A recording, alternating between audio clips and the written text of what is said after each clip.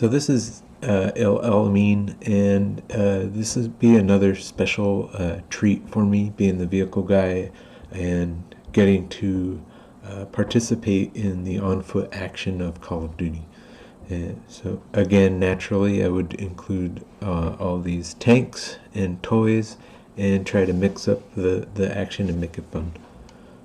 Here you see this, all this geometry. I did all the world building for this, but I wanted to get this cool like dust effect coming off the top. I figured that there would be a lot of vibrations and things from tanks rolling over the top of you. So, and with the explosions happening, so we got little dust puffs coming off. That was a special bit of scripting, and I really was a fan of the idea of the moving cover that tanks gave you. So you could have this open field of space and traverse. I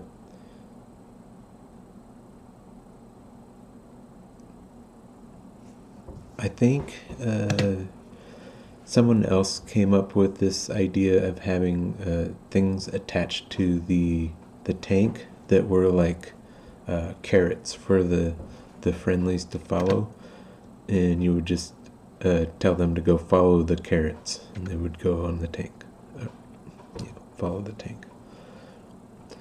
We also had a system of advancing things with triggers, and we would set all the nodes that you would want the AIs to push forward to. I think that was developed somewhere around the time I was working on this, and I'm not really sure if I used that or not on this. It's been a while. But let's kind of rewind this a little bit. So inside of these tunnels and stuff, you would see all this high resolution detail of shadows, and we didn't have the dynamic shadows that we would get in Call of Duty 4.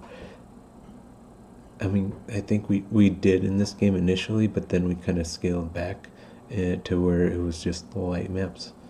And so this is me selecting all these surfaces and saying, I want a super high detail of light maps in here. And to afford those, I would go into some of the darker spaces like these up here and take those and make those super low resolution. So you see another one of those. That's a little geometry trick, world building. Again, this is was easy because I was just taking all these toys and putting them together in this and making a space that the player could do first-person shooting in, and trying to make work with sort of real-world trenches and all that stuff. Some of these spaces, I really worked hard to get the tank to roll over the path that you go on. I thought that was really cool in the earlier part of the game, and I just wanted to go ahead and repeat it because we're late enough. So up here you have the tank just rolling over back here. And again, dust particles and all that. There's really, in this mission, there's actually not a whole lot of special scripted events or animations. It's just kind of raw and pure first-person shooting gaming, and it was taking all the tricks that we had, the cover nodes and all that, and putting it together.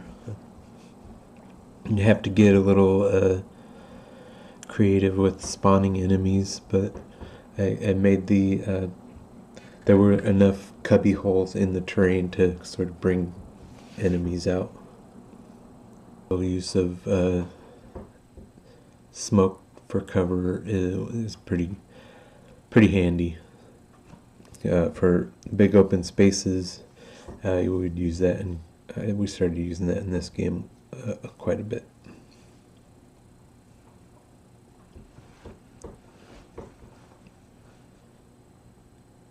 It's funny, somebody just mentioned doors in Medal of Honor and how great they were, and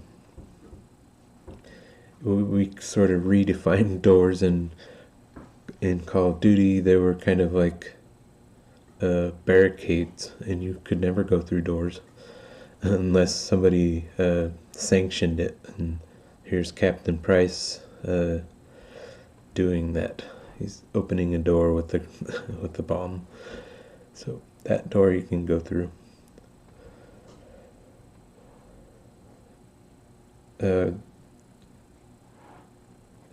Reason being, I think, that we didn't do doors is just it was really a lot of work to get all the nuanced details that you wouldn't think about when we walk through doors in natural human life.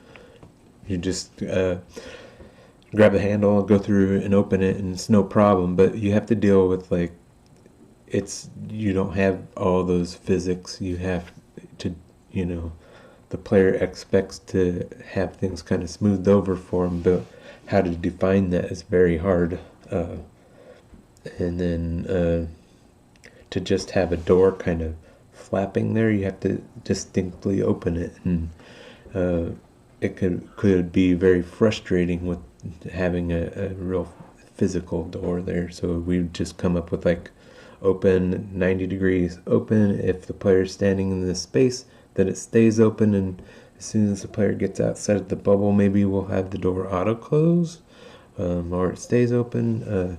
And then how do the AI types interact with the door